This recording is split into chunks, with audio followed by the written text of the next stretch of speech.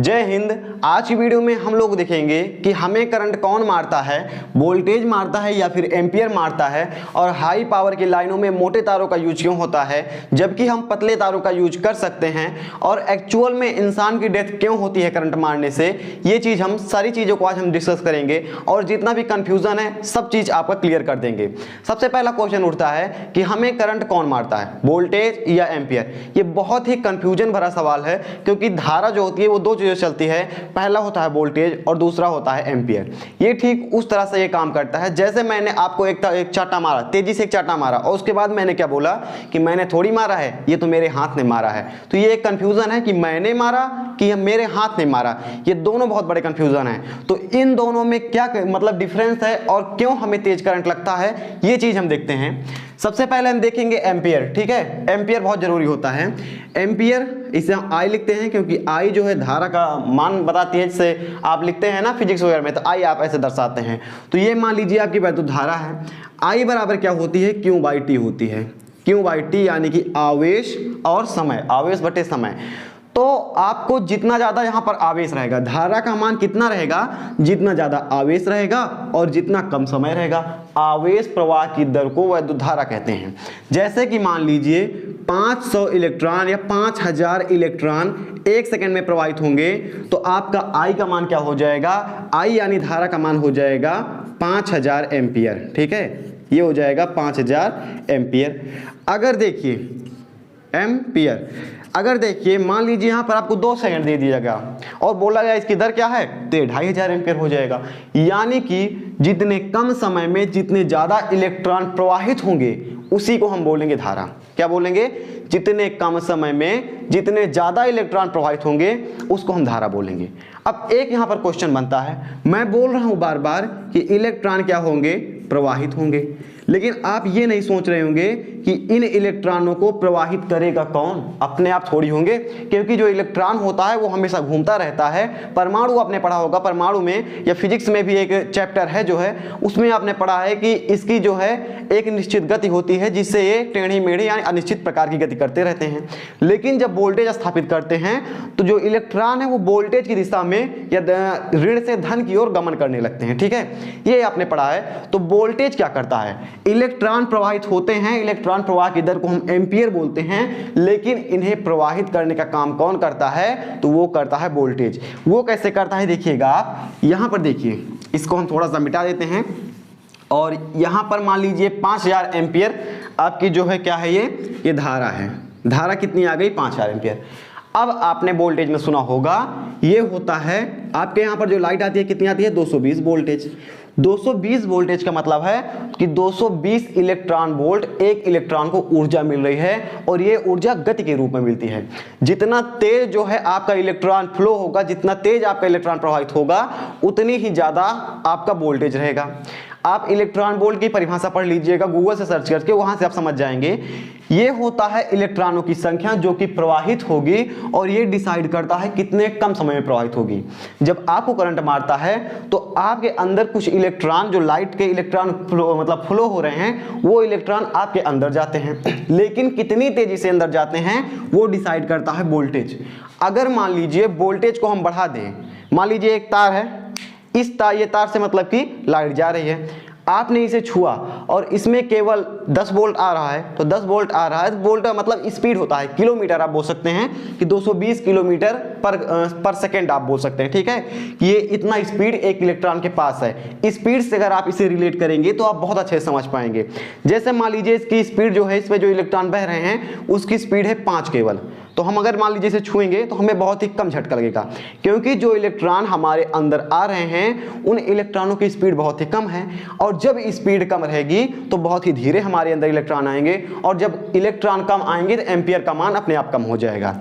यानी कि अगर मैं किसी ऐसे तार को छूता हूं कि जिसमें इलेक्ट्रॉन कम है, यानी कि कम स्पीड है इलेक्ट्रॉनों की, तो अगर स्पीड कम है तो मेरे अंदर 2 सेकंड में बहुत ही कम इलेक्ट्रॉन आएंगे।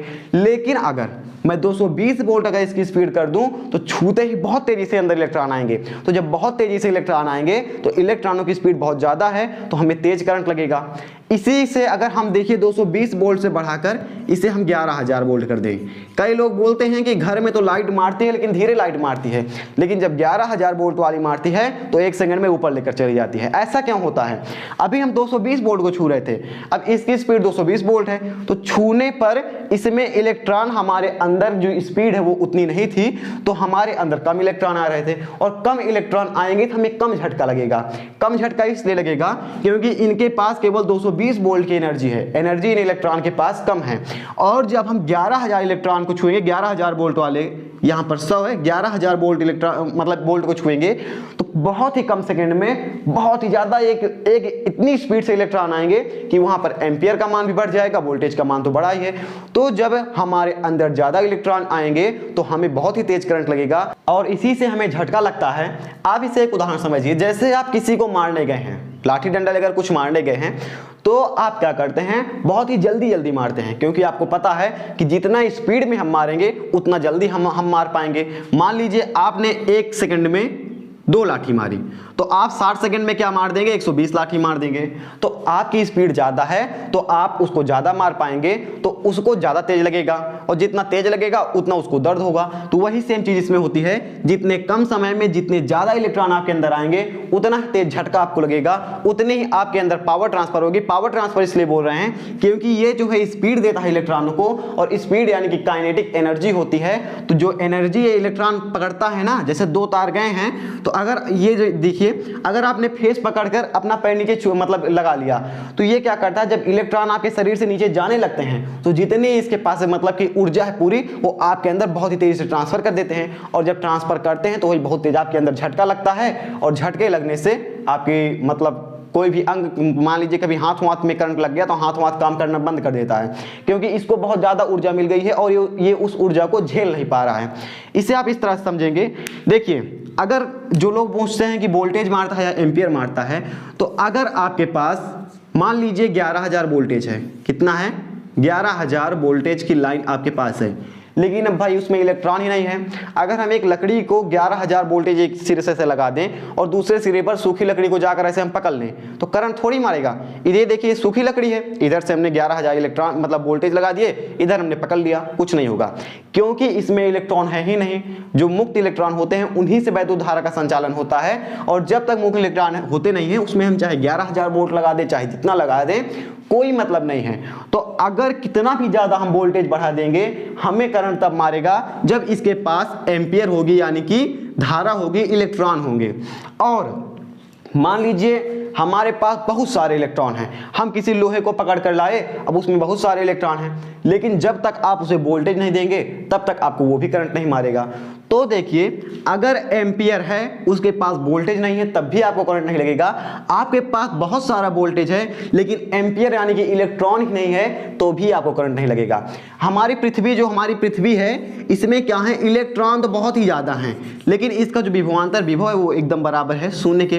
तो इसके पास इलेक्ट्रॉन तो बहुत सारे हैं लेकिन इसके पास विभव ही नहीं है, तो करंट आखिर मारे कैसे? इसके लिए अगर आपको करंट मारना है, वोल्टेज भी चाहिए, एम्पियर भी चाहिए, तब भी करंट मारेगा। और अगर हम एक लाइन में बोलें तो वोल्टेज जितना ज्यादा रहेगा तारों में, क्योंकि तारों में इलेक्ट्रॉन होते ही हैं, तो तारों में वोल्टेज जितना ज्यादा रहेगा उतनी ही तेजी से आपको करंट मारेगा। ठीक है, अब इसे हम ये देखिए, मैं इसलिए बोल रहा हूं कि वोल्टेज ज्यादा रहेगा। अभी आप बोलेंगे कि आपने तो बोला है एम्पियर भी चाहिए, तारों में एम्पियर होता है पहले से ही, उसमें इलेक्ट्रॉन होते हैं। अब देखिए, वोल्टेज जितना ज्यादा रहेगा उतना तेज आपको करंट मारेगा, यानी कि केवल वोल्टेज नहीं मारता है। इसे आप उस तरह समझिए जैसे किसी को गोली लगती है, क्या लगती है, गोली लगती है। हम यहाँ पर बुलेट लिखते हैं, किसी को मान लीजिए बुलेट लगती है, तो बुलेट के साथ उसको फायर करने के लिए एक बंदूक चाहिए होती है। ठीक है, ये बंदूक होती है, इसे आप फायर करते हैं तो इसमें से बुलेट निकलती है। तो देखिएगा, बुलेट को आप मान लीजिए इलेक्ट्रॉन मान लीजिए, और ये जो गन है आपकी, ठीक है, गन को आप मान लीजिए, किस गन का नाम आपको पता है, आप हमें कमेंट करके बता सकते हैं। तो गन आपकी है ये आपकी वोल्टेज है, विभव है, ठीक है, वोल्टेज है। तो ये देखिए कैसे काम करती है, यहां पर हम लिख देते हैं एम्पियर है। अगर आपके पास बहुत सारी बुलेट है, बंदूक आपके पास मतलब कि वो जो गोली होती है बंदूक की वो बहुत है, लेकिन आपके पास गन ही नहीं है, तो आप ऐसे हाथ से फेंक कर थोड़ी मारेंगे। हमारे पास देखिए मेरे पास क्या है, मेरे पास बुलेट है इतनी बड़ी बड़ी, हम आपको मार देंगे आप घायल हो जाएंगे, नहीं लगेगी बुलेट, उतनी तेज लगेगी ही नहीं। लेकिन अगर आपके पास गन है तो आप अगर गन से बुलेट को मारेंगे तो गन इसको क्या देगी, काइनेटिक एनर्जी देगी, ऊर्जा दे देगी, और जब ये ऊर्जा पाएगी बुलेट तो बहुत ही स्पीड से निकलेगी और 220 वोल्ट से जाकर उसको मार देगी। लेकिन आप सपोज कीजिए कि आपके पास गन है और बुलेट भी नहीं है, गन है बुलेट नहीं है, तो गन आप क्या लेकर दिखाएंगे? आपके पास वोल्टेज तो बहुत सारा है, लेकिन आपके पास क्या है, इलेक्ट्रॉन यानी एम्पियर है ही नहीं। तो जब तक इलेक्ट्रॉन को ऊर्जा नहीं मिलेगी तब तक वो आपको करंट मारेगा ही नहीं। तो ऊर्जा देने का काम कौन करेगा? वोल्टेज यानी गन करेगा। तो जब वोल्टेज इलेक्ट्रॉन को ऊर्जा देगा और वो इलेक्ट्रॉन आपसे टकराएंगे तब आपको वो करंट मारेंगे। आई होप आप समझ गए होंगे कि आपको इलेक्ट्रॉन करंट मारता है या वोल्टेज करंट मारता है। समझ गए हैं तो प्लीज कमेंट कर दीजिएगा। हम मिलेंगे किसी नेक्स्ट वीडियो में। जय हिंद। अभी हम एक चीज भूल गए थे कि हाई पावर यानी कि हाई वोल्टेज के तारों में मोटे तारों का यूज क्यों होता है? ये इसलिए होता है क्योंकि अभी हमने आपको बताया कि जब फ्री इलेक्ट्रॉन किसी भी तार के अंदर होते हैं तभी मतलब कि वैद्युत धारा का संचालन होता है। तो जब वोल्टेज बहुत ज्यादा रहता है तो अगर मोटा तार रहेगा तो उसमें पर्याप्त जो है फ्री इलेक्ट्रॉन रहेंगे, तो फ्री इलेक्ट्रॉनों को ऊर्जा देता रहेगा और वो आगे जाते रहेंगे क्योंकि स्पीड बहुत ही ज्यादा है। तो इलेक्ट्रॉन भी हमें ज्यादा चाहिए, एम्पियर भी ज्यादा चाहिए। लेकिन अगर आपका तार पतला है तो जो नंबर ऑफ इलेक्ट्रॉन है उसमें बहुत ही कम हो जाते हैं। तो जब उसमें फ्री इलेक्ट्रॉन की संख्या कम हो जाती है तो वोल्टेज सोचता है कि अब तो संख्या कम हो गई, अब हमें उन इलेक्ट्रॉनों को भी निकालना पड़ेगा जो कि फ्री नहीं है, जो कि लास्ट वाली मतलब कक्षा में है। तो जब इलेक्ट्रॉन उसके मतलब कि जैसे तांबा है या कॉपर है तो उस मेटल के फ्री इलेक्ट्रॉनों की जगह पर जो इलेक्ट्रॉन बंधे हुए हैं उनको निकालने का प्रयास करने लगता है। उस सिचुएशन में क्या होता है, तार बहुत ही गर्म हो जाता है और गर्म होने से तार टूट जाता है। तो इसीलिए जब मोटे तार रहते हैं तो उनमें इलेक्ट्रॉनों की कमी नहीं होती है जो फ्री इलेक्ट्रॉन है, जिससे आपका तार भी नहीं टूटता है और जितना भी आप वोल्टेज चाहे हाई वोल्टेज आप उसे दे सकते हैं। इसीलिए आपने देखा होगा कि जितना ज्यादा वोल्टेज होता है उतना ही ज्यादा मोटा तार यूज किया जाता है और इसे दुर्घटना से बचा जा सकता है। फिलहाल मिलेंगे ऐसे नेक्स्ट वीडियो में। जय हिंद।